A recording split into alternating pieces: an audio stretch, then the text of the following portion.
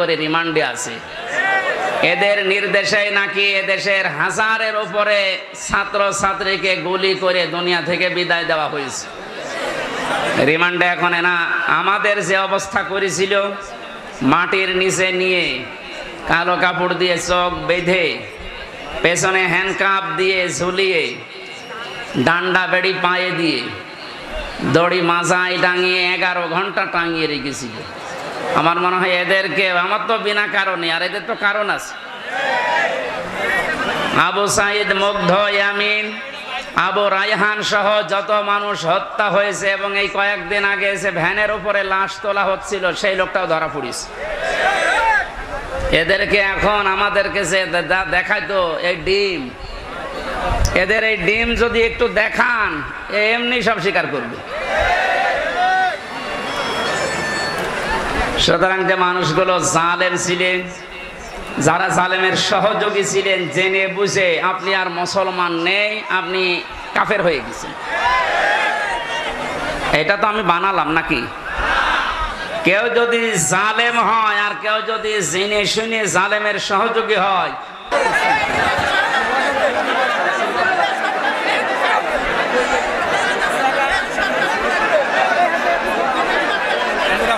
আলহামদুলিল্লাহ রাব্বিল মাগরিবাইন আল্লাযী খালাকা কুল্লা শাইইন সাওজাইন ওয়া আওজাবা আলাইনা al-ihsana bil walidayn ওয়া নাশহাদু আন লা ইলাহা ইল্লাল্লাহু ওয়াহদাহু লা শারীকা লাহু وأشهد أن محمدًا عبده ورسوله سيد الكونين صلى الله عليه وعلى آله وصحبه وأتباعه أجمعين ليلا ونهارا في الطرفين فقد قال الله تعالى في كلامه المجيد وبرهانه التوحيد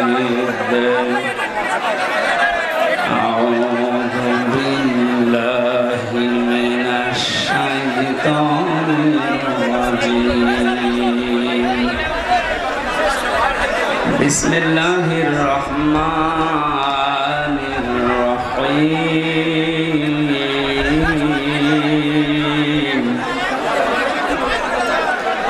فلو أن لنا كرة فنكون من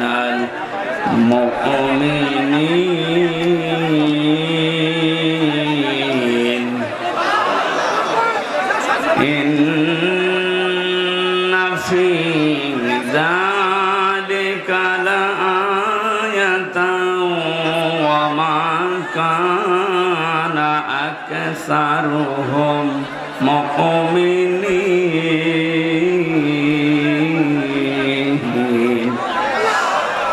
صدقت يا ربنا عن أنس رضي الله تعالى عنه قال قال النبي صلى الله عليه وسلم الكيس من دان نفسه وعمل لما بعد الموت والعاجز من اتبع نفسه هواه وتمنى على الله رواه ابن ماجه وقال تعالى في شان رسوله إن الله وملائكته يصلون على النبي يا أيها الذين آمنوا صلوا عليه وسلموا تسليما اللهم صل على سيدنا مولانا এই মাইক আর ডিস্টার্ব করে কেন? এই ছেলে দেখে সরো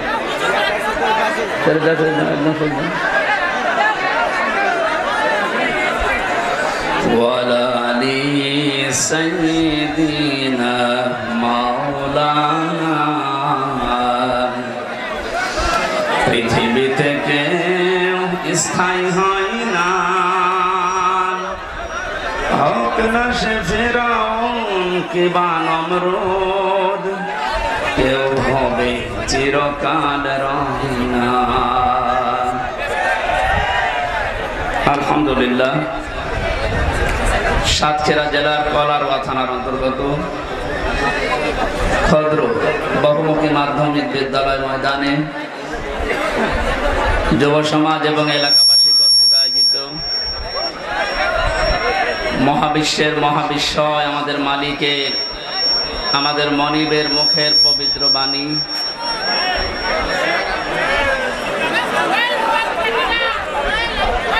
কোরআনে কারীম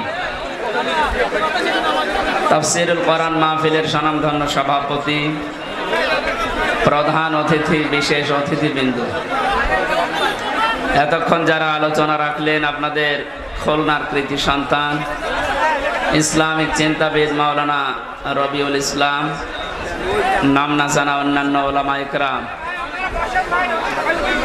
এই যশোর সাতক্ষীরায় আসলে যারা কোরআনের জন্য মহব্বত নিয়ে এগিয়ে আসে আমার শ্রদ্ধাভাজন স্যার বসে আছেন যশোর মুক্তিযোদ্ধা ডিগ্রি কলেজের অধ্যাপক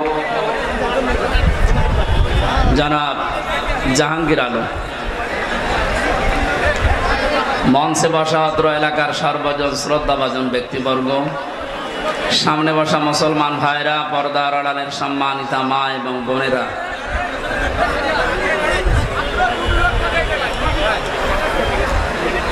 বিশ্বনবী জানিয়েছেন মান দানা নাফসাহু ওয়া আমিলা লিমা বাদাল মাউত আল কাজ্জিস পৃথিবীতে ওই লোকটাই সবচাইতে বড় হতভাগ্য সবচাইতে বড় আহাম্মক যে লোকটা মৃত্যুর পরবর্তী সময়ের জন্য কোনো প্রস্তুতি নেয় না অথচ আন্দাজে আল্লাহর উপরে আশা করে বসে থাকে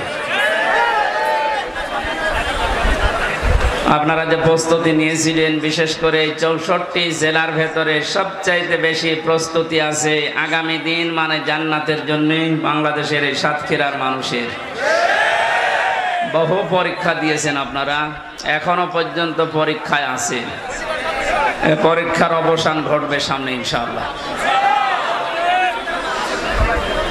নবীজি জানিয়েছেন ইত্তাকি দাওয়াতাল মাজলুম ফাইন্নাহা লাইসা বাইনাহু ওয়া বাইনাল্লাহি হিজাব রাওয়াহু মুসলিম তোমরা মাজলুমের বরদোয়া থেকে বেঁচে থাকো মাজলুম এবং আল্লাহর ভেতরে কোনো পর্দা থাকে না হিজাব থাকে না এই দোয়া করলে মন থেকে কিছু আসলেই কবুল হয়ে যায় যতগুলো জেলা জালেমের জুলুমের দ্বারা মাজলুম হয়েছিল বাংলাদেশে ১ নম্বরের তালিকায় আছে এই সাতক্ষীরা কি অবস্থায় আসলাম দিনের বেলা আসলে অনুষ্ঠানগুলো হয় না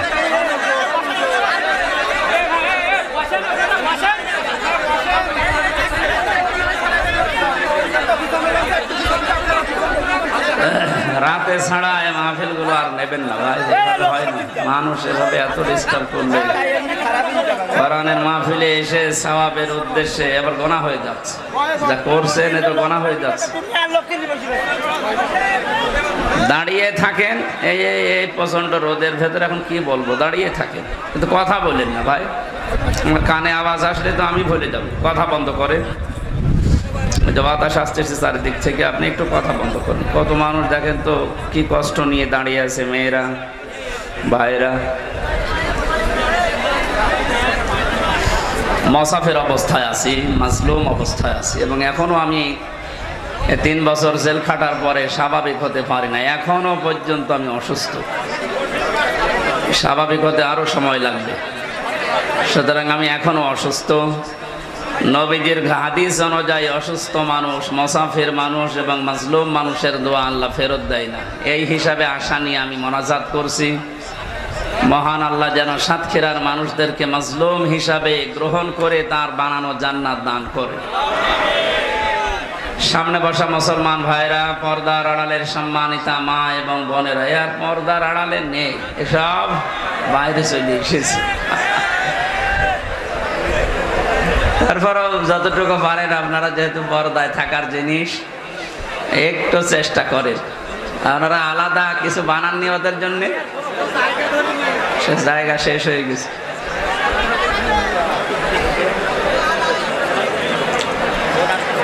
প্রশাসনের ভাইরা এখন আর বলা লাগছে না, কারণ প্রশাসন তো এখন না হলেও আমরা পারছি। কয়েকদিন আগে যে আনসার বাহিনী দিয়ে একটা বিশৃঙ্খলার চেষ্টা চালিয়েছিল কিছু জালেমেরা, জালেম যারা, এদের অন্তরে আল্লাহ মোহর মেরে দেয়, এই জন্য ও মরণের আগে আর ভালো হয় না। এমনকি মরণের আগে যদিও চেষ্টা করে ও যে ভালো হয়ে যাব, আল্লাহ ওকে আর সুযোগ দেয় না। এর এই জুলমের কারণে ওকে আল্লাহ এমন ভাবে মরণ দেয়, পৃথিবীতে ও ইতিহাস হয়ে থাকে। ওয়ালা ইয়াহসাবান্নাল্লাযীনা কাফারু আন্নামা নুমলি লাহুম খায়রুল লিআনফুসিহিম ইন্নামা নুমলি লাহুম লিয়াজদাদু ইসমা ওয়া লাহুম আযাবুম মুহিন। কোরআনে কারীমের সূরা আলে ইমরানের ভেতরে আছে, এটা 178 নম্বর আয়াত। আল্লাহ তাআলা বলেন, ওয়ালা ইয়াহসাবান্নাল্লাযীনা কাফারু আন্নামা নুমলি লাহুম খায়রুল লিআনফুসিহিম। হে নবী, যারা কাফের, এই মানুষগুলো মনে করে আমরা ক্ষমতার চেয়ারে বসে আছি, আল্লাহ মনে হয় আমাদেরকে ভালোবেসে কল্যাণের জন্য রেখে দিয়েছে। ইন্নামা নুমলি লাহুম লিয়াজদাদু ইসমা, অথচ আমি আল্লাহ ওদেরকে এই সমস্ত ক্ষমতা বা চেয়ার বা টাকা পয়সা অর্থ সম্পদ দিয়ে রাখি এই কারণে যেন ওদের পাপের মাত্রা পরিপূর্ণ হয়ে যায়। আমরা তো কোরআনের আয়াতের সাথে বাস্তবতা মিলিয়ে দেখছি, অনেক কাফেরের, জালেমের মানে পাপ পরিপূর্ণ হয়ে গেছে। কত মানুষের যে বরদোয়া তার উপরে, বাইরে এখন আমি যাচ্ছি, এখন টের পাচ্ছি যে মানুষ কি পরিমাণে ঘৃণা করে এই মানুষটাকে। আল্লাহ শেষের দিকে দিয়েছেন ওয়ালাহুম আযাবুম মুহিন, এদের জন্য অপমানজনক শাস্তি আমি আল্লাহ দুনিয়ার আখিরাতে রেডি করে রাখি। তার বাস্তব প্রমাণ এই কালামানিক, ওর বেশি পর্যন্ত নাকি জনগণ উড়িয়ে ফেলেছে। আপনি টের পাচ্ছেন কত বড় অপমান, ও মনে হয় মরে যাওয়া ভালো। গত পরশুদিন আমার মামলার হাজিরা ছিল, জজ সাহেব যতগুলো মামলা ছিল সব ঢিসমিস করে দিয়েছে, বলে এই মামলার কোনো বিচার করা যায়। আমি মনে করলাম যে প্রশ্ন করি যে স্যার, আপনার হাতেই তো 3 বছর ছিল এই মামলাটা, তখন তো জামিন দিলেন না, এখন হঠাৎ করে কি এমন শক্তি আপনার ভেতরে ভর করেছে? হয়তো জিজ্ঞাসা করলে বলবে যে আমার হাত বাঁধা ছিল, এখন আমার হাত খোলা আছে। সাদাকে সাদা, কালোকে কালো বলার সময় এখন, কারণ কোনো চাপ নেই। ছাত্র জনতার মাধ্যমে যে বিজয় আমরা পেয়েছি, আমরা এইরকমই একটা দেশ চাই, যারা যে দায়িত্বে থাকবে যেন কোনো চাপে না থাকে। আপনারা জানেন সাবেক আইজি আব্দুল্লাহ আল মামুন এবং তার আগেরটা শহীদুল ইসলাম, দুইজনেই ধরা পড়ার পরে এখন 7 দিন আর 8 দিন তাকে সহযোগিতা করে, সাহায্য করে। যারা এগুলো করবে তারা নবীর উম্মত থেকে বের হয়ে যাবে। নবীর উম্মতের ভেতরে যদি না থাকে, ও কি এই কথা বলেন? আমি মনে করলাম, জিজ্ঞাসা করে যে স্যার আপনি এতদিন তো এ কাজ করলেন না, হঠাৎ করে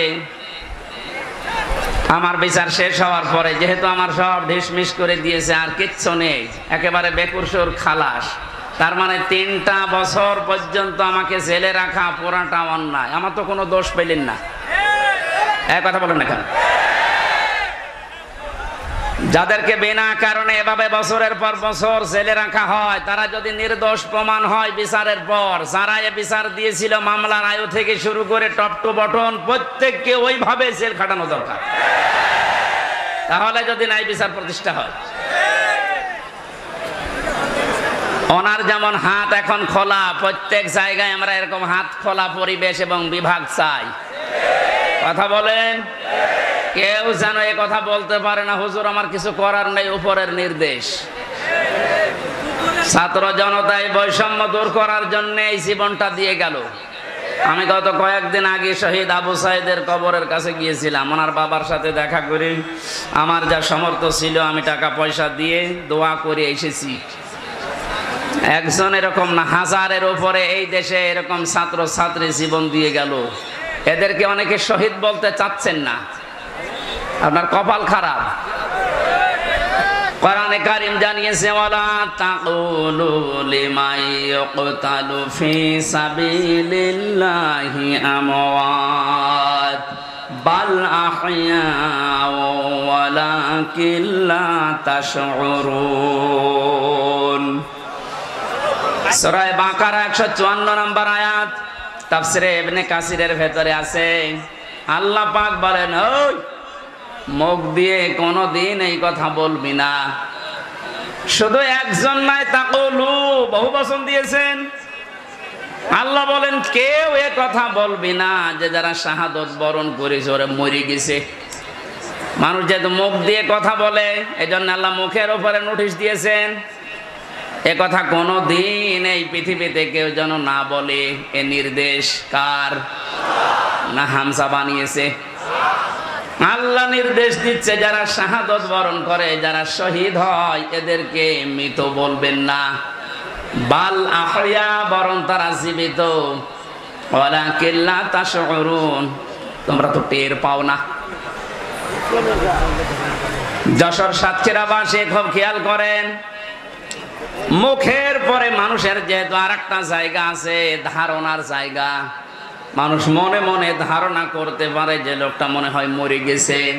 এই জন্য আল্লাহ ধারণার উপরে, মনের উপর আল্লাহ নোটিশ জারি করে দিয়েছেন। ওয়ালা তাহসাবান্নাল্লাযীনা কুতিলু ফি সাবিলিল্লাহি আমওয়াতা বাল আহইয়াউন ইনদা রাব্বিহিম ইরযাকুন। সূরা আলে ইমরানের 169 নম্বর আয়াত। এটা তাফসিরে ফি জিলালিল কোরআনের তাফসিরে আছে। ব্যাখ্যা যত আছে 8-9 পৃষ্ঠা লেখা, সব বলতে গেলে সময় কভার হবে না, এজন্য আমি সামারাইজ করছি। মুখের ওপরে আল্লাহ নোটিশ দেওয়ার পরে আল্লাহ অন্তরের ওপরে নোটিশ দিয়েছেন যে ধারণাও করবি না।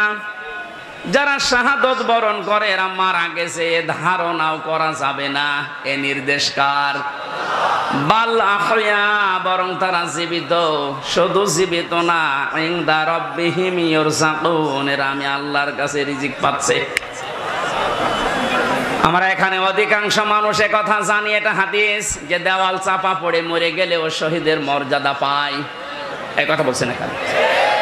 পানিতে ডুবে মরলে শাহাদতের মর্যাদা পায়। এই যে বন্যায় 18 জনের উপরে মারা গেল, সব শহীদ যদি ঈমান থাকে। আগুনে পুড়ে মরে গেলে শহীদের মর্যাদা পায়। পাহাড়ের উপর থেকে গড়ে যদি কেউ পড়ে মারা যায় ও শাহাদতের মর্যাদা পায়। জালেমের জুলুমের সামনে নিজের জীবনটা দিয়ে চলে গেল, শহীদ হবে না। আপনাকে কে বলেছে? ওর কি আবার আর একবার মরে দেখানো লাগবে যে দেখেন আমি শহীদ হলাম কিনা?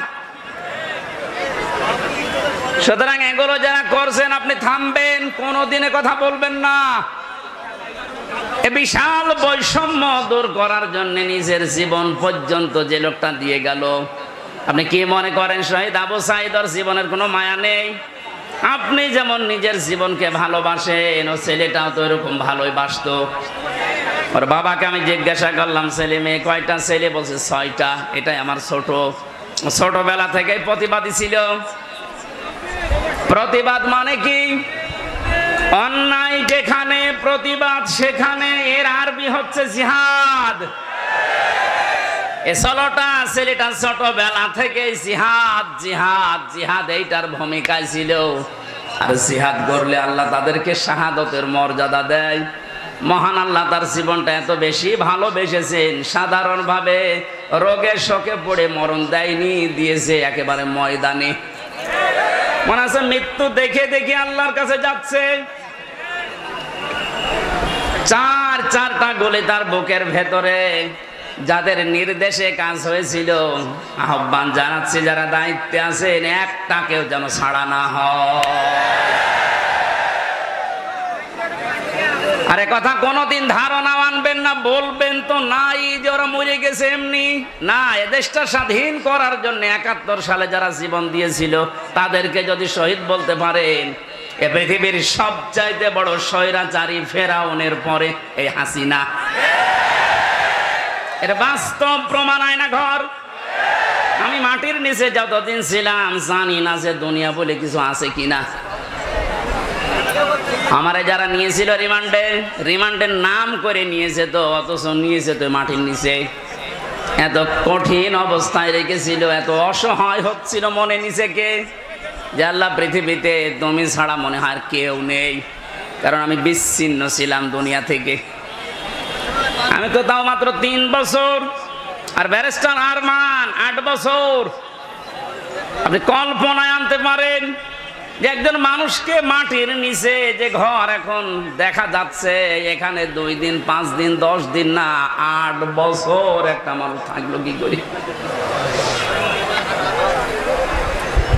এটা টুরিস্ট প্যালেস হিসাবে আমার মনে হয় যারা দায়িত্বে আছে অন্তর্বর্তীকালীন সরকারের, তাদের উচিত হবে এটা রেখে দেওয়া। তামাম দুনিয়ার মানুষ সেটা আসবে, দেখবে আর বুঝবে যে বাংলাদেশে একটা জালেম ছিল।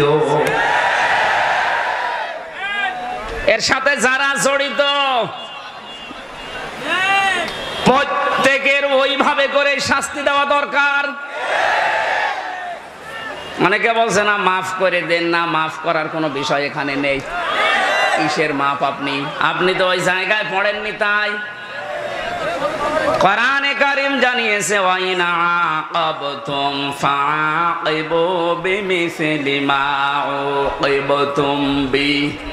তোমার উপর যতটুকু অত্যাচার করা হয় তুমি যদি প্রতিশোধ হিসাবে অতটুকু নাও, তবে কোনো দোষ নেই। আমি নিরপরাধ, এরপরও যা করেছে যেহেতু নিরপরাধ আমি প্রমাণ হয়ে গেছি গত পরশুদিন। কথা বলেন না কেন? গত পরশুদিন আমি তো প্রমাণ হয়ে গেছি যে আমার কোনো দোষ নেই। এই জন্য তো আদালত বেকসুর খালাস দিয়েছে। তাহলে যারা এর সাথে জড়িত টপ টু বটন, আমার কিন্তু কোনো সাধারণ মানুষ মামলার বাদী ছিল না। মামলার বাদী ছিল হাসিনা। ও জেনে শুনে কাজ করেছে। আমার মতো 1জন 2জন না, হাজার হাজার আলেম আমার সাথে জেলখানায় সারা বাংলাদেশে। আমি গণনা পেয়েছিলাম আমার সাথে প্রায় 120 জনের উপরে ছিল, সারা দেশে মিলে কয়েক হাজার। জানা শোনার পরে যারা ভুল করে অবশ্যই তারা অপরাধী, আর অপরাধীর শাস্তি হবে মাস্ট বি। এই জন্য অপরাধগুলোর সাথে যারা জড়িত আছেন, আমি নিজেরটা যেহেতু ভুক্তভোগী আমারটা বলছি, আমি তো নিরপরাধ প্রমাণ হয়েছে দেশের আদালতে। সুতরাং যারাই জড়িত আমার মামলার আইওয়াই মিজান থেকে শুরু করে প্রত্যেকের আমি এইরকম 3 বছর জেল চাই। এমনকি আমারে ধরার পরে আমার বাবার কাছ থেকে ওরা বিনা কারণে বলেছে 10 লাখ টাকা দেন, নয়তো 50টা মামলা দেব। বাবা আমার গ্রাম্য মানুষ, ভয়তে 8 লাখ দিয়ে দিয়েছে। আমি গতকালকে আমার মামলার আয়ুরে কল দিয়েছিলাম। আগে ওরে আমি স্যার বলতাম, আর কানকে দেখছে কান্না কাটি করে বসে, স্যার কি করা লাগবে বলেন? কি করা লাগবে মানে আমার 8 লাখ টাকা ফেরত দে। কারণ এখন তো আমার কোনো দড়ি নেই, সব শেষ। শুধু আমার মামলা না, এদেশে যত মানুষকে বিনা কারণে আজ বন্দি ঘরে, আয়না ঘরে, জেলখানায় আটক রাখা হয়েছে, এদের সাথে যারা জড়িত কিছুই তো প্রমাণ করতে আপনি পারবেন না। এদেশের 18 কোটি মানুষ যদি মাফ করে দেয় আপনাকে, কোরআন আমার সামনে ব্যারিস্টার আরমানের স্ত্রী আপনারে মাফ করবে না। আমান আজমি কালকে লাইভ করেছে সংবাদ সম্মেলনে, যা করেছেন তার সাথে পৃথিবীর ইতিহাস পাল্টিয়ে ফেলেছেন। এই জন্য আল্লাহ জালেমদের এত কঠিন এবং করুণ এবং ভয়ঙ্কর পরিণতি নিয়ে আসে। কালকে আদালত থেকে বের হওয়ার সময় দেখলাম হাজী সেলিম হাউ মাউ করে কাঁদছে এজলাস। আমি কিছু জানি না, কথা মুখ দিয়ে ভালো বের হয় না। নৌকা বলতে গিয়ে হৌকা বলে, নৌকা বলতে পারে না। কি হলো বলেন তো জালেমের? যতগুলো হত্যা মামলা তার, একটার যদি রায় হয় হত্যা মামলার, তে ফাঁসি হবে তার। অথচ বয়স যায়, এই বয়সে যে চরিত্র এখন দেখা যাচ্ছে, আমার মনে হয় এটা মুখে আনতেও আমার ঘৃণা করে। মানুষ এত নিচে নামে কি করে? এই যুবক মানুষে যদি একটু উল্টা পাল্টা করে তো মেনে নেওয়া যায়। ও 80 বছর বয়স, ওর শরীর চলে না, আর কি করছে? ওর দৃশ্য দেখে শয়তান মাঝে মাঝে হাসে, আল্লাহ তুমি আমারে শয়তান বানিয়েছো।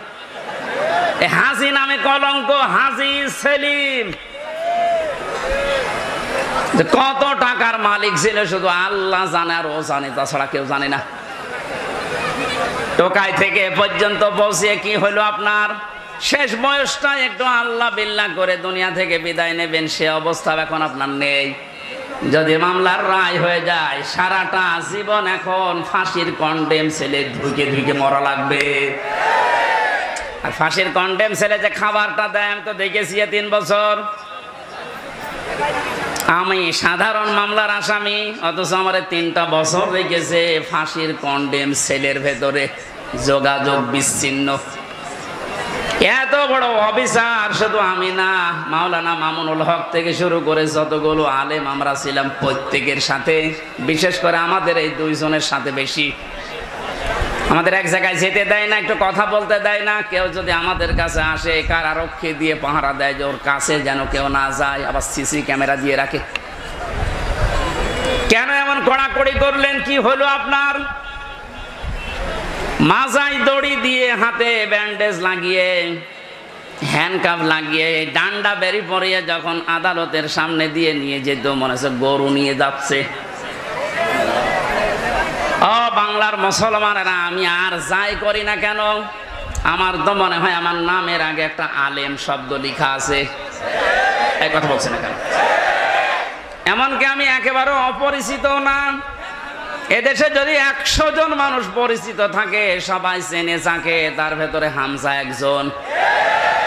রাস্তা দিয়ে আসলে মায়ের কোলে বসে বসে হামজা হুজুর যাচ্ছে, তার মানে পেটের ভেতর থেকে শুনে আসতেছে হামজা নামে একজন আছে। ওরা জানতো না। ওরা জানার পরেও মানুষগুলো যে আচরণ করেছে, আমাকে যতই বলেন মাফ করে দেন না, আমি মাফ করব না। আমি মাফ করে দিলে আমার স্ত্রীর 3টা বছর আপনি নষ্ট করিয়েছেন, আমার 2টা মেয়ে, ছোটটা আমার এখনো পর্যন্ত চেনে না। কি দুঃখ আমার মনে। ও মনে করে যেরকম বহু হুজুরে 3 বছরে আমার বাড়িতে এসেছে দেখা করার জন্য, এইটা ওই রকমই একটা হুজুর। জেলখানা থেকে বেরিয়ে যেদিন বাড়িতে এসেছি, আমার বসু হুজুর আপনি আমাদের বাড়িতে আসেন, চলো। এখন আমাকে ডাকে না, কাছেও আসে না। আমার সাথে যা যা করেছেন, আমি চাই প্রতিটি জালেমের সাথে যেন আল্লাহ এইরকম এই দেশে করে। এগুলো যদি না করে ছেড়ে দেন, তাহলে জুলুম আবার আসবে। আর এগুলোর বিচার যদি হয়, জালেমদের এই দৌরাত্ম্য থেমে যাবে। আল্লাহ রাব্বুল আলামিন জানিয়েছেন, জালেমদের সবচাইতে ভয়ঙ্কর পরিণতি, ইন্নামাস সাবিলু আলাল্লাযীনা ইয়াযলিমুনান নাস। সূরা সূরা 25 নম্বর পারার 6 নম্বর পৃষ্ঠা 13 নম্বর লাইনের 42 নম্বর আয়াত। এটা তাফহিমুল কোরআনে আছে, ব্যাখ্যাটা আমি খুব ভালো করে দেখেছি। এ জামানার মুসাদ্দিদ সাজ্জাদ আবুল আলা মাউদুদী রাহমাতুল্লাহ আলাইহি এত সুন্দর করে আয়াতটার ব্যাখ্যা লিখেছেন, আমি বললে আল্লাহ পাক বলেন, এই পৃথিবীর ময়দানে জালেমদের দৌরাত্ম্য যাই হোক না কেন, দুনিয়া একদিন তো শেষ হবে। মরণের পরে আমি আল্লাহ নিজে জালেমদের বিরুদ্ধে নিজে মামলা দায়ের করব। এদেশে 15 বছর যারা ছিল, পৃথিবী এখন প্রমাণ পেয়েছে অন্তত আয়না ঘরের মাধ্যমে যে এরা জালেম ছিল। জালেমদের বিরুদ্ধে মামলা হামজার না আল্লাহর? এক কথা বলুন। এটা নির্দ্বিধায় এখন বলতে পারি, এদেশের দায়িত্বে যারা ছিল, বিশেষ করে 1734 জন মানুষ, একেবারে ওই উপর থেকে শুরু করে, আমি নিষ্ঠার বললাম না, এ পর্যন্ত 1734 জন মানুষ দায়িত্ব পালন করেছে মেন জায়গায়। এই 1734 জন প্রত্যেকেই জালেম এবং জালেমের সহযোগী। এরা সব হামজার মামলার আসামি। কার? বলেন বলেন। আল্লাহর মামলার আসামি, যিনি নিজে রায় দেবেন, নিজে বিচারপতি, তিনি বাদী। যে মামলার বাদী যত কঠিন হয়, শক্ত হয়, মামলা কিন্তু এরকম ঝামেলায় পড়ে। আমি তো বলেছিলাম আমার মামলা যদি রবিউল জাহাঙ্গীর স্যারের মতো এইরকম মানুষ কেউ মামলা দিত, টাকা পয়সা দিয়ে কবে আমি বের হয়ে চলে আসতাম। কিন্তু এমন মানুষ মামলা দিয়েছে, টাকা তো খাবে না, কারণ টাকা খেতে খেতে আর জায়গা নেই। তার পিয়নের 400 কোটি টাকা। কথা বলছে না, আমার কাছে আর কয় টাকা খাবে? এই জন্য সিএমএম কোর্ট, জজ কোর্ট, হাইকোর্ট মিলিয়ে আমার মামলাটা 30 থেকে 31 বার উঠেছে, এরপরও জামিন হবে না। বলেন তো কোথায় পৌঁছিয়েছে বিচার ব্যবস্থা? একটা মূল্য চুরি মামলা। মূল্য চুরি না, মূল্য চুরি করলে একটা অপরাধ হয়, আর আমার যে কিচ্ছু জানি না ওই বিষয়ে। কোন পাগল ছাগল নাকি একটা কাঁচি, ধান কাটা কাঁচি নিয়ে গেছে সংসদ ভাঙার জন্য। ওরে কালকে হাজির করেছিল কোর্টে। আমার পাশে দাঁড়িয়ে, ওই আমার চেনো? বলছে না। আমার নাম বললে কি করি? বলছে আমারে বলতে বলিস। জজ সাহেব যে হাসছিল কালকে পরশুদিন, একেবারে খালাস দিয়েছে এমনি না। বলছে আমি কি দেখে বিচার করবে মামলার? কোনো মাল ম্যাটারেস নেই, যা সব শেষ করে দিলাম। মামলা বলতে আর কিচ্ছু নেই। অথচ কয়েকদিন আগে সিঙ্গাপুর গিয়েছিলাম। এদেশের জালেম যারা ওই দেশে এখন আশ্রয় নিয়েছে, ওরা ওই দেশের মন্ত্রণালয়ের কাছে, পররাষ্ট্র মন্ত্রণালয়ে যারা দায়িত্বে আছে ওদের কাছে নালিশ দিয়েছে হামজার নামে, যে ওর মামলা আছে বাংলাদেশে আর ওই এই দেশে আছে। কথা বললো কি করে? শয়তানি করার জায়গায় দেশে আর পাচ্ছে না, এখন বাইরে শয়তানি করছে। মামলা যেহেতু বর্ষদিন মিটে গেছে, ওইটা এখন আমি পররাষ্ট্র মন্ত্রণালয়ের মাধ্যমেও ইংলিশে ভার্সন করে আমি পাঠাচ্ছি। এবার নেন ঠেলা। যারা উল্টা নালিশ দিয়েছিলেন, দেখবে যে না এ তো বেকসুর খালাস পেয়েছে, আদালত একেবারে সব জেনে শুনে খালাস দিয়েছে, তো নির্ভেজাল মুক্ত, এর কোনো দোষ নেই। যারা এই দোষ দেওয়ার জন্য ওই দেশে নালিশ দিয়েছে, তারা এবার বিপদে পড়বে না? যে এই দেশে আর থাকতে পারেননি, পালিয়েছে, ওই দেশেও আর পারবে না, আবার আসবে কুকুরের মতো পিটিয়ে মানুষ মেরে ফেলবে।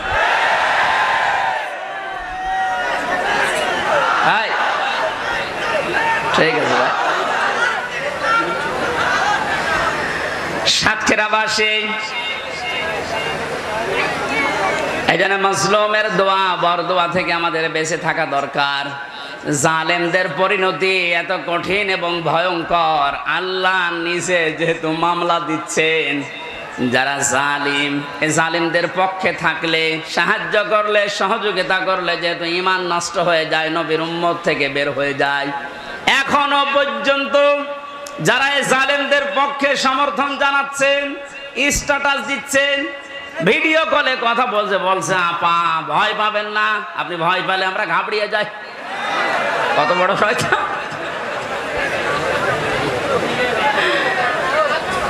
আমার তো মনে হয় ওর ভিডিওটা আমি দেখলাম, শয়তান তো আমি দেখিনি, যদি দেখতাম মনে হয় শয়তান ওরকমই হইতো।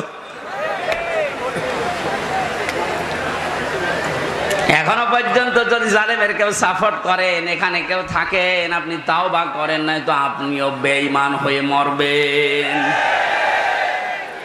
সুতরাং জালেমরা যা ভেবেছিল যে আমরা ক্ষমতা পেয়েছি, মনে হয় আল্লাহ আমারে দয়া করে দিয়েছে। আমারে যখন প্রথম সে 11 সালে 10 সালে গ্রেপ্তার করে, আমি সুদের বিরুদ্ধে কথা বলেছিলাম, তাই মসজিদ থেকে ধরে নিয়ে গেল যে উনি শিবির করে, শিবিরের ক্যাডার, রক কেটে বেড়ায়।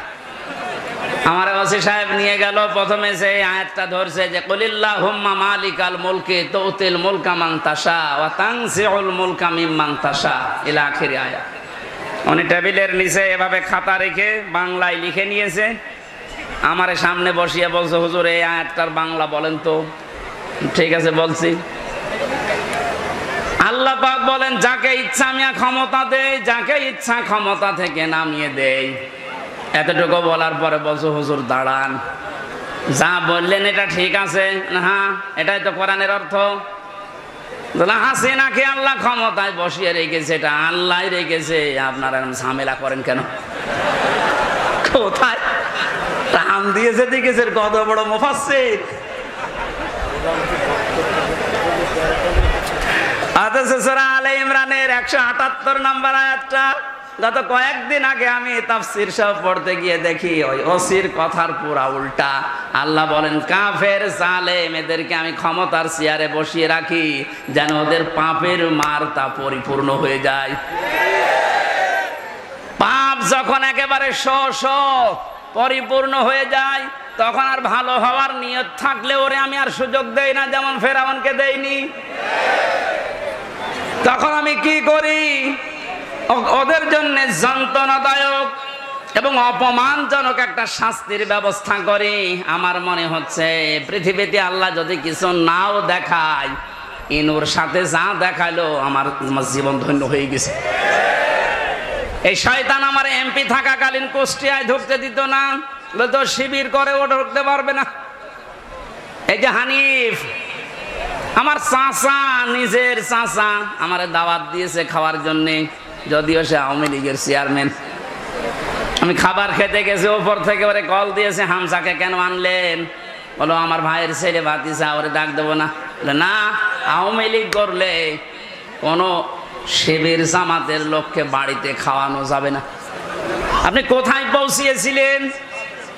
আপনার এই কারণেই তো আল্লাহ এত নিচে নামিয়েছে। এখন কুষ্টিয়ার বর্তমান যে অবস্থা, কান খাড়া করে শোনেন খুলনার বিভাগের মানুষেরা, কুষ্টিয়া আমাদের শেষ জেলা এই বিভাগের, যা করেছে আমি যতটুকু দেখতে পাচ্ছি এখন কুষ্টিয়ায়, এই যে দুইজনের নাম বললাম, এরা যদি একা একা বের হতে চায়, মানুষ পিটিয়ে মেরে ফেলবে। পুলিশ নিয়ে বের হয়েছিল আদালতে, তাও মানুষ ডিম নিয়েছে, লাথি দিয়েছে। আর একা একা থাকলে মানিকের মতো বিসি কেটে নেবে।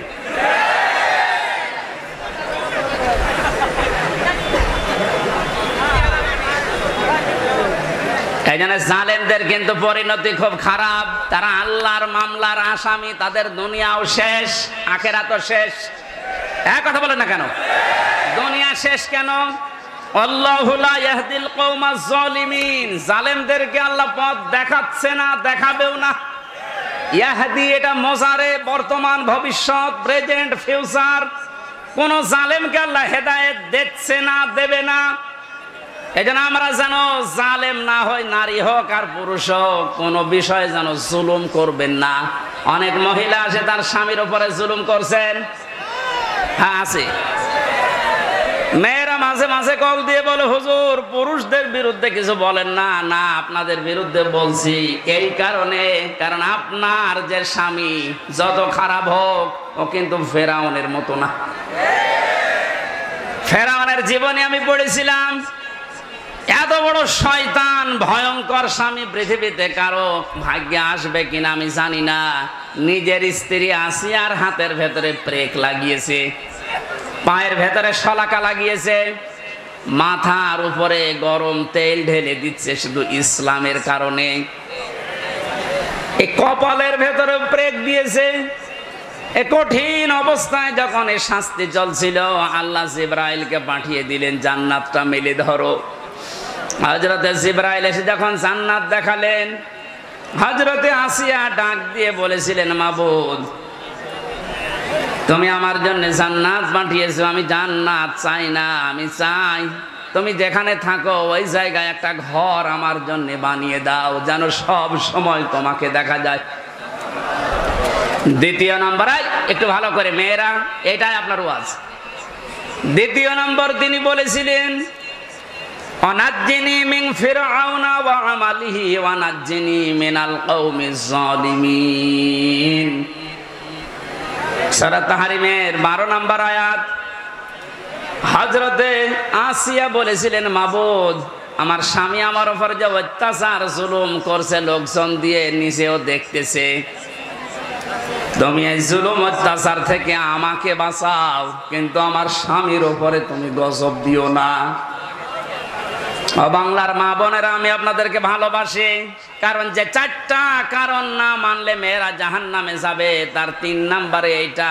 স্বামী যাদের আছে, এই মানুষগুলোকে যারা জায়েজ পন্থায় খুশি করতে পারে না, ওই মেয়ে লোক নামাজ রোজা হজ যাকাত করলেও জাহান্নামী। অনেকে এটা হয়তো বোঝেন না, বা বোঝার পরেও না জেনে না বুঝে ভুল করছেন। আপনাকে আমি থামার জন্য বলছি, এই পৃথিবীতে সবচাইতে বড় মেহমান আপনার জন্য আপনার স্বামী। আমি যে উদাহরণ দিলাম যে এই মহিলার মতো এত বড় ভয়ঙ্কর স্বামী দুনিয়ায় কারণে যশোর, খুলনা, বাগেরহাট, এ সাতক্ষীরা তো নেই।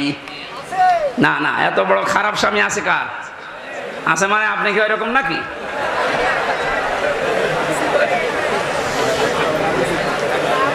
এত বড় শাস্তি দেওয়ার পরেও তিনি যদি বরদোয়া না দেন স্বামীর জন্য, আর আপনার একটা সাবান কম হয়ে গেলে, শাড়ি কম হলে আপনি বরদোয়া দেন। স্বামীর বাড়িতে এসে যে কষ্ট স্বীকার করছেন, মনে করবেন আমার সাদগা দেওয়ার সওয়াব হচ্ছে প্রতিনিয়ত। এখানে যে সমস্ত মা বোনেরা স্বামীর বাড়িতে অত্যাচার, জুলুম, নির্যাতনের শিকার হয়ে আছেন, আপনার কিন্তু প্লাস পয়েন্ট। আপনি জান্নাতের দিকে এগিয়ে যাচ্ছেন। মাঝখান থেকে ফেরাউন মার্কা যদি আপনার ওই স্বামীটা হয়, ও জাহান্নামের দিকে এগিয়ে যাচ্ছে। বলেন নাউজুবিল্লাহ। এই জন্য আমার স্ত্রীর দ্বারা যেন স্বামী জুলুমের শিকার না হয়, স্বামীর দ্বারা কোনো স্ত্রী যেন জুলুমের শিকার না হয়। জুলুম এত বড় মারাত্মক একটা অপরাধ। আর জুলুমু যুলুমাতুন ইয়াউমাল কিয়ামাহ, নবীজি বলেন জুলুম কিয়ামতের দিন ঘোর অন্ধকার হয়ে মানুষের সামনে দেখা দেবে। না আমরা যা করি না কেন, অন্তত জুলুম থেকে যেন আমরা বেঁচে থাকি। বলেন আমিন। এটা আল্লাহ এত বেশি ঘৃণা করেন এই জুলুমকে। সূরা ইব্রাহিম 13 নম্বর পারা 19 নম্বর পৃষ্ঠা 12 নম্বর লাইনের 42 নম্বর আয়াতটা আল্লাহ জালেমদেরকে নাজিল করেছেন তাদের দেখে। ওয়ালা তাহসাবান্নাল্লাহা গাফিলান আম্মা ইয়ামালুজ জালিমুন। রব্বুল আলামিন বলেন, নবী আপনি কি মনে করেন যে জালেমদের সম্পর্কে আমি কোনো খোঁজ খবর রাখি না? আমি সব চাইতে বেশি খোঁজ রাখি জালেমদের কাজের উপরে। এই জন্য জালেম বিদায় নিয়েছে। কিয়ামত পর্যন্ত এই দেশের এই চেয়ারে যেন কোনো জালেম বসতে না পারে, সে ব্যবস্থা আমাদের এখনই করা লাগবে। আমার কথার অর্থ যদি না বুঝে থাকেন, ঝড়ি কোদাল নিয়ে আসেন। হ্যাঁ, কথা বুঝতেছেন? পৃথিবীতে কোনো জালেম যেন আর চেয়ারে আসতে না পারে, সে ব্যবস্থা আমাদের এখনই ওই পথগুলো বন্ধ করা লাগবে। কারণ জালেম যদি আবার আসেও কিন্তু আরো ভয়ঙ্কর হবে। দরুদ আর সালাম পাঠ করে আমার আজকের আলোচনার বিষয় হচ্ছে হাসরের ময়দানে 5 ধরনের মানুষ শুধু কাঁদবে। আমি কোরআনে কারীম থেকে সূরা শুআরার 102 নম্বর একটা মাত্র আয়াত পড়ছি। আল্লাহ রাব্বুল আলামিন এই আয়াতে আমাদেরকে আফসোসের কথা জানিয়েছেন। রব্বুল আলামিন বলেন, ফালাউ আন্না লানা কাররাতান ফানাকুনা মিনাল মুমিনিন। কিয়ামতের ওই কঠিন ময়দানে যখন বিচার আচার শুরু হবে, মানুষ বলবে, আল্লাহ একটু সময় যদি আমাকে দিতে, যদি কিছু সময়ের জন্যও দুনিয়ায় যেতে পারতাম। এই কাররাতান মানে মাররাতান ওয়াহিদা, মানে একবার, একটা বারের জন্য যদি একটু সুযোগ দিতে, শুধু যেতাম আর ভালো হয়ে যেতাম। মিনাল মুমিনিন, আমি বিশ্বাসী মুমিন হয়ে তারপরে তোমার কাছে আসতাম। আল্লাহ পাক বলেন না, আজকের এই ময়দানে যত ধরনের যত শ্রেণীর মানুষ এই ময়দানে বসে আছে, দাঁড়িয়ে আছে বিচারের জন্য, 5 প্রকার মানুষের ভেতরে শুধু কাঁদতেই থাকবে, কাঁদতেই থাকবে। এখন মিলিয়ে দেখেন তো এই 5 প্রকারের ভেতরে আপনি আছেন কিনা। 1 নম্বরে কোরআনে কারীম নাম দিয়েছে তাদের যারা কাফের। কারা কাফের? দেশে নেই। কোন মানুষ যদি কাফেরকে কাফের কাফের ধারণা না করে সেও কাফের। এক কথা বুঝতেছেন? আপনি কাফেরকে কাফের মনে করেন না, ধারণাও করেন না, মনে করেন না আমার মতোই ও মুমিন, আপনিও কাফের হয়ে যাবেন। কোরআনে কারীম কাফের কাদেরকে জানিয়েছে? ইন্নাল্লাযীনা কাফারু বিআয়াতিনা। কাফেরের যতগুলো সংজ্ঞা আছে, এক নাম্বারে আল্লাহর কোরআনের আয়াতকে যারা মিথ্যা মনে করে এরা হচ্ছে কাফের। এদেশে এরকম মানুষ নেই? আরো জোরে বলেন। আজকে 4 তারিখ, 1 মাস আগে মাত্র এতগুলো মানুষ এক জায়গায় কোরআনের কথা শুনবে। 96% মুসলমানের দেশে 14 জায়গায় পারমিশন নেওয়ার পরেও অনুমতি মিলত না। কথা বলে না কেন? আমির হামজা কুষ্টিয়া থেকে আসবে ওর বাবার কথা বলার জন্যে, ওর দাদার কথা বলার জন্যে। আপনিও জানতেন যে ও কোরআনের তাফসীর করে, ও তাফসীর করার জন্য আসবে। এই যে জানা শোনার পরে শুধু আন্দাজে একটা এক লাগিয়ে যাও জামাত ইসলাম করে, ও শিবির করে, এই ধোয়া তুলে আপনি বন্ধ করে দিতেন, আপনি কাফের। কারণ এই কাজটা করে দুনিয়ায় কাফেরেরা। এই কাজটা যে কাফেররা করে আমি বানালাম। বলেন বলেন। সূরা হামিম সিজদা 26 নম্বর আয়াত। وقال الذين كفروا لا تسمعوا لهذا القرآن والغوا فيه لعلكم تغلبون। রব্বুল আলামিন বলেন কাফেররা সিদ্ধান্ত নিয়েছিল 1500 বছর আগে, সব চলতে দাও দুনিয়াতে, কোরআন যেন না চলে। 15 বছর এইটাই সিদ্ধান্ত চলছিল যে সব চলতে দাও, 12 মাসে 13 পূজা না 14 পূজা হোক, অসুবিধা নেই। কোন অনুষ্ঠানে বাধা দিয়েছেন আপনি বলেন? না, শুধু একটা অনুষ্ঠানে বাধা ছিল, কোরআনের। বলেন বলেন। এ কাজ কাদের? কাফেরদের। কাদের? সুতরাং 15 বছরে যারা আলেমদের কাছ থেকে মাইক কেড়ে নিয়েছেন আপনি কাফের। আপনার জন্য জানাজার দরকার নেই, কবরে দেওয়ার দরকার নেই। আপনি এমনিতেও জাহান্নামে যাবেন, অমনিতেও জাহান্নামে যাবেন, আপনাকে পুড়িয়ে ফেলা দরকার। কথাটা একটু কড়া হয়ে গেল নাকি? কিচ্ছু কড়া হয়নি। এই 15 বছর বহু জ্বালাতন করেছেন। বাংলাদেশের 64 জেলার প্রায় 36টার উপরে জেলায় আমাকে কোরআনের কথা বলতে দেয়নি, তার ভেতরে সাতক্ষীরা একটা। কথা বলেন না কেন? বহুবার এসে এসে সেই কুষ্টিয়া থেকে এখান থেকে আবার ফেরত দিয়েছে রাত 10টায়, 9টায়, 11টায়। যান, হবে না। কেন? কোনো দোষ নেই। কোরআনের কথা বলতে যারা বাধা দেয়, আল্লাহ বললেন এরা কাফের, আর আপনি কাফের মনে করেন না, আপনিও কাফের। আর কিয়ামতে সবচেয়ে বেশি কাঁদবে কারা?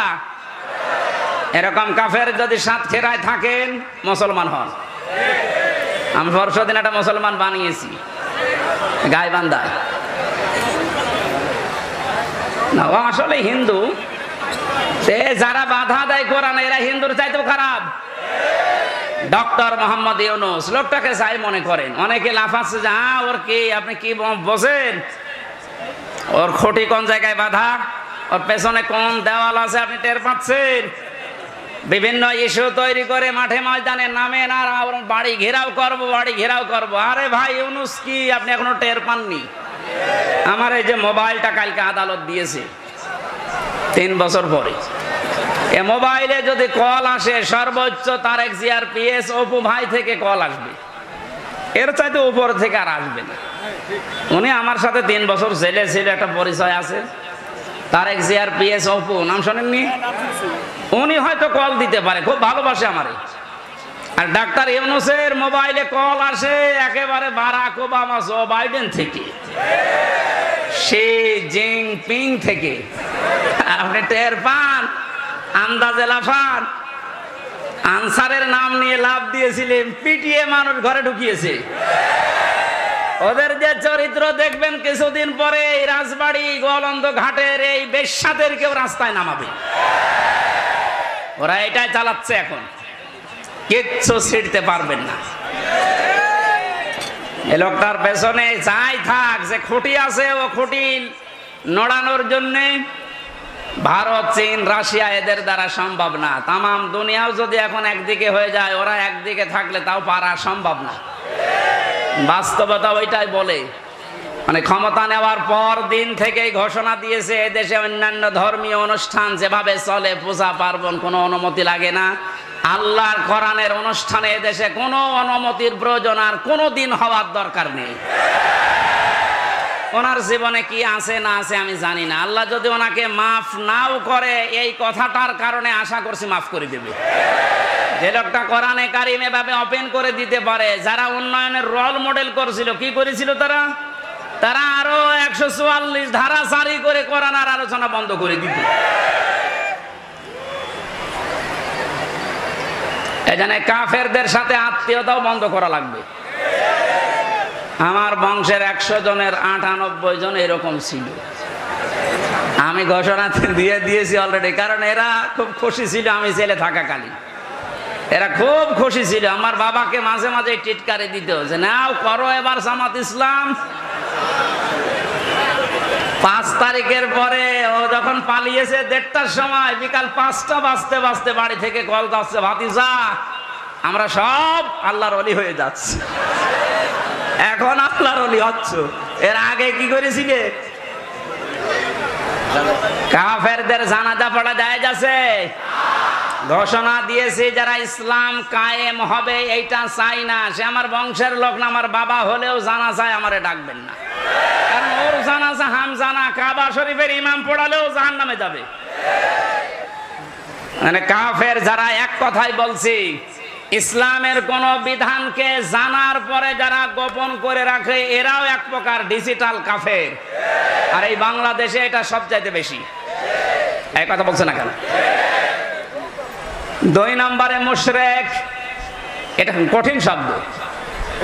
কোরআনে কারীম জানিয়েছে ওয়াল্লাযী আরসালা রাসূলাহু বিল হুদা ওয়া দীনিল হক লিইয়ুযহিরাহু আলাদ-দীনি কুল্লিহি ওয়ালাউ কারিহাল মুশরিকুন। তিনি সে আল্লাহ যিনি তার রাসূলকে দ্বীনে হক দিয়ে, সত্যের বিধান দিয়ে দুনিয়ায় পাঠিয়েছেন। যত নিয়ম নীতি, যত ধর্ম, তন্ত্র মন্ত্র আছে সব যেন পেছনে ফেলে দিয়ে আল্লাহর দ্বীনকে তিনি দাঁড় করায়। এজাহার মানে বিজয় করা, এজাহার মানে প্রকাশ করা। রাসূলের দায়িত্ব ছিল দুনিয়ার সব ধর্ম, সব নিয়ম নীতি, তন্ত্র মন্ত্রের উপরে আল্লাহর কোরআন, আল্লাহর ইসলামকে তিনি বিজয় করবেন। আর আসতে বলেন, এই কাজ করতে গেলে সবচাইতে বেশি নারাজ হবে, মন খারাপ হবে মুশরিকদের। এটা যে বাস্তব, এই 15 বছর দেখেছেন। ওরা শেষ পর্যন্ত না পেরে কোরআন যেন দেশে কায়েম না হয়, এজন্য নিষিদ্ধ করেছিল 1 তারিখে। আল্লাহ পুরা উল্টিয়ে 4 তারিখ আসতে আসতে পুরা পাল্টিয়ে দিয়েছে। বাংলাদেশে কোরআন কায়েম হওয়ার বিপক্ষে সবচাইতে বেশি মুশরিকরা। মুশরিক এই দেশে বেশি নেই, না না, এটা নেই বলেই তো প্রতিবেশী যারা, ওরা এই দেশকে যেন মুশরিক বানানো যায় এই জন্য বহু কায়দায় ষড়যন্ত্র করছিল। মাদ্রাসায় ইসলাম শিক্ষা পড়াচ্ছে হিন্দু। আপনি চিন্তা করেছেন কোথায় নেমেছে? জাতিকে একটা মুশরিক জাতি বানানোর জন্য পাকাপোক্ত নিয়ম চালু করে দিয়েছিল। এভাবে যদি 10টা বছর চলতো, এ পুরা বাংলাদেশ পাল্টিয়ে আমরা মুসলমান শুধু নামে থাকতাম, কামে মুশরিক হয়ে যেতাম। জাতিকে শিরিক করানোর জন্য কত পায়তারা, কত প্রকল্প হাতে নিয়েছে। মোড়ে মোড়ে মূর্তির নামে, ভাস্কর্যের নামে, এই কথা বলছে না কেন? এটা যে শিরিক সেটার প্রমাণ পেয়েছে। 5 তারিখে আসরের আগেই সব শেষ। আমার কুষ্টিয়ায় যেটা ছিল বিকাল 5টা পর্যন্ত, এই 1:30টার পর থেকে আরম্ভ হয়েছে, 5টা পর্যন্ত শুধু ভাঙতে সময় গেছে। শয়তানি এত শক্ত ছিল, এত টাকা খরচ করে বানিয়েছে। কি করলেন আপনি? শুধু কুষ্টিয়ানা কোটি কোটি টাকা খরচ করে সারা দেশে যেভাবে শিরিক চালু করেছিলেন, এদেশের মানুষের আর কিছু না থাক, অন্তত যাদের অল্প ঈমানও আছে এদেরকে দিয়ে আপনি শিরিক করাতে পারবেন না। এই জন্য মাত্র ৩-৪ ঘন্টার ব্যবধানে পুরা দেশ থেকে শিরিকের যত শিকড় ছিল সব মূলোৎপাটন করে ফেলেছে। কথা বলেন ঠিক কিনা? আমরা শিরিক করে আল্লাহর কাছে কিয়ামতের ময়দানে অজরে কাঁদতে চাই না। আমরা আল্লাহ আমাদেরকে বাঁচিয়ে দিয়েছে। আল্লাহ যেহেতু বাঁচিয়েই দিয়েছে, ভবিষ্যতে কেউ যেন আমাদেরকে শিরিক করাতে না পারে সজাগ থাকা লাগবে। কোনো দরকার নেই মাথার উপরে কারো ছবি রাখা, ওখানে আল্লাহু আকবার লিখে রাখেন, আয়াতুল কুরসি লিখে রাখেন, শয়তান আসবে না। যদি কাউকে আপনি উপরে রাখেন এটা কোরআনের পুরা খেলাফ। অকালিমাতুল্লাহি হিয়াল উলিয়া আল্লাহু আজিজুন হাকীম। আল্লাহ পাক বলেন উপরে থাকবে আমার কালেমা। কোন কারণে মরা মানুষের ছবি টাঙানো লাগবে ওখানে? এটা প্রকাশ্য একটা শিরিক। এটা কি? এই মুশরিকরা সবচেয়ে বেশি কাঁদবে। একটা রাষ্ট্র কত বড় দুর্নীতিগ্রস্ত হলে জাতীয় মসজিদের ইমাম পর্যন্ত পালিয়ে যায়। ছোটখাটো মসজিদের ইমাম যারা জালেমদের সহযোগী তারা তো পালিয়েছে। সর্বোচ্চ মসজিদ বাইতুল মুকাররমের খতিব পর্যন্ত পালিয়েছে। দোষ না থাকলে, ভয় না থাকলেও পালাবে কি করতে? কোথায় পৌঁছিয়েছিল? আল্লাহ আমাদেরকে হাতে ধরে বাঁচিয়েছে। ৩ নম্বরে আল্লাহর দরবারে কাঁদবে সবচাইতে বেশি মুশরিক, মুনাফিক। ৪ নম্বরে বেদাতি। ইসলামের নাম বলে ইসলামের ভেতরে প্রবেশ করিয়ে ইসলাম বলে চালিয়ে দেয়। এটা বাংলাদেশে খুব বেশি ছিল। এই ব্রাহ্মণবাড়িয়া, কুমিল্লা এলাকায় এখন সবগুলো মাথা নিচু হয়ে গেছে। বিশেষ করে চট্টগ্রাম এলাকায় যে নূরে বাংলা, ইংলিশ বাংলা, জাঙ্গি হুজুর নাম শোনেননি? প্রকাশ্য বেদাত চালু করেছিল। কবরের পাশে যে বলতো, হে খাজা, ও আল্লাহর ওলি, আপনার কাছে পরীক্ষার্থীরা এসেছে, একটু দোয়া করে দিন। আরে কবরে যারা থাকে ওরা সব চাইতে বড় অসহায়, সে কি করে দোয়া করবে? সুতরাং এই বেদাত যারা চালু করেছিলেন, এই শিরিক, তাদেরকে এখন জাতির শিক্ষা দেওয়া দরকার। নয়তো সময় যদি একটু নরম হয়ে যায় ওই বেদাতিগুলো কিন্তু আবার মাথা ছাড়া দিয়ে উঠবে।